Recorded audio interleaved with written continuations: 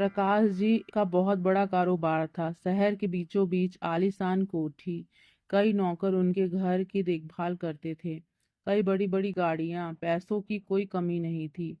सुबह कुसुम सो रही थी, तभी उसकी मम्मी पुष्पा ने उसे उठाया।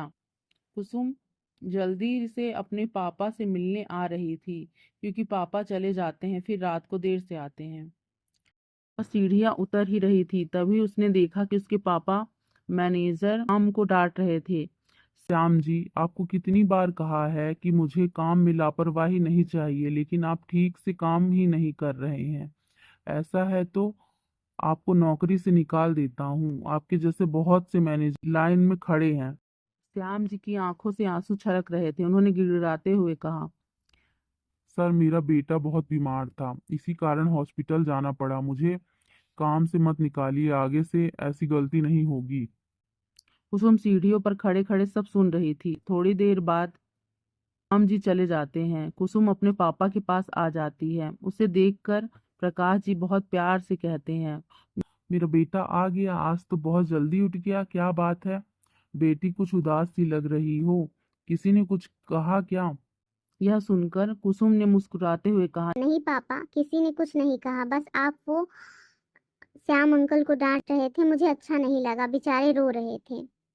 प्रकाश जी ने कहा, बेटा तुम इन लोगों को नहीं जानती हो, ये लोग कोई ना कोई बहाना बनाते रहते हैं। आगे से मैं ध्यान रखूंगा कि तुम्हारे सामने ये सब ना हो। प्रकाश जी बातें कर ही रहे थे, तभी पुष्पा जी ने आकर कहा, चलो, आपको ऑफिस के लिए देर हो रही होगी, कुसुम को भी तैयार होकर स्कूल जाना है। कुछ देर में कुसुम के पापा चले जाते हैं। कुसुम भी तैयार होकर स्कूल चली जाती है। स्कूल में भी उसका मन नहीं लगता। घर आकर वो अपनी मम्मी को सारी बात बताती ती है, मम्मी हम पैसे वाले हैं तो क्या सब हमारे नौकर हैं? पुष्पा जी ने कहा, नहीं बेटा, ऐसा नहीं है, तुम ये सब मत सोचो। रात को पुष्पा जी ने प्रकाश जी से बात की और उन्हें सब बताया। वो बोले, मैं कोशिश करूंगा कि आगे से किसी को भी घर पर ना बुलाऊं। कुछ दिन बाद कुसुम का जन्मदिन था।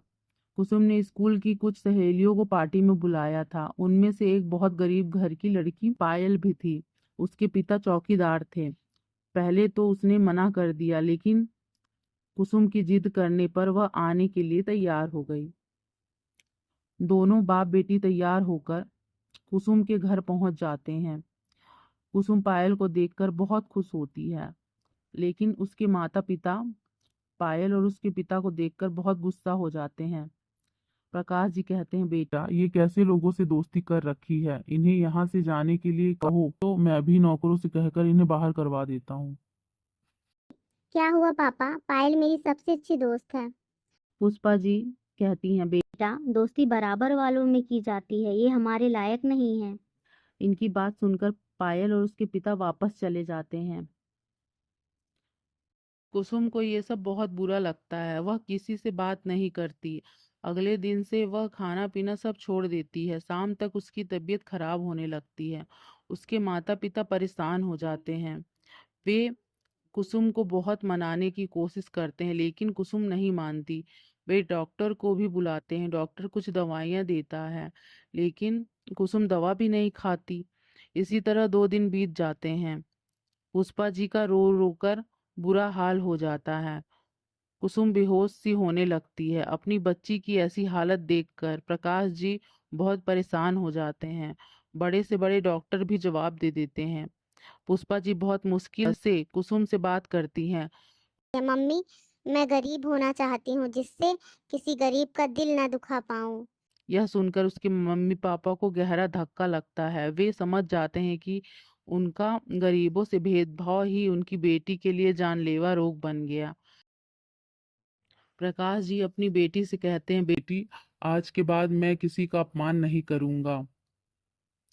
पुष्पा जी भी उसे समझाती रही। प्रकाश जी उसे छोड़कर स्कूल पहुंच गए। वहां प्रिंसिपल को सारी बात बताई। उसके बाद वे पायल को लेकर उसके घर गए।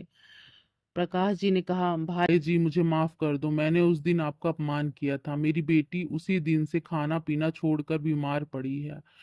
मुझ पर एक एहसान कर दो, मेरे साथ चलो। पायल के पिता पायल को साथ लेकर उनके घर पहुंच गए। पायल ने कुसुम से कहा, हाँ देख मैं आ गई, तेरे पापा मुझे लाए हैं और अब वे कभी गुस्सा नहीं करेंगे। प्रकाश जी ने कहा, बेटा बेटा अब तो कुछ खा ले, देख मैंने अपना घमंड छोड़ दिया, अब मैं अपनी सारी दौलत गरीबों में बांट दूंगा, तू भी अपनी जिद छोड़ दे। कुसुम ने हाँ में सर हिलाया। उसके बाद डॉक्टर ने कुसुम को जूस पिलाया, फिर कुछ खाने के लिए दिया। प्रकाश जी ने पायल के पिता को अपने पास ही एक घर बनवा के दे दिया। उस दिन के बाद से उनको जितना भी फायदा होता बस अपने खर्चे लायक रख कर सब दान कर देते थे। बेटी की जिद ने एक पिता को जिंदगी का सबक सिखा दिया।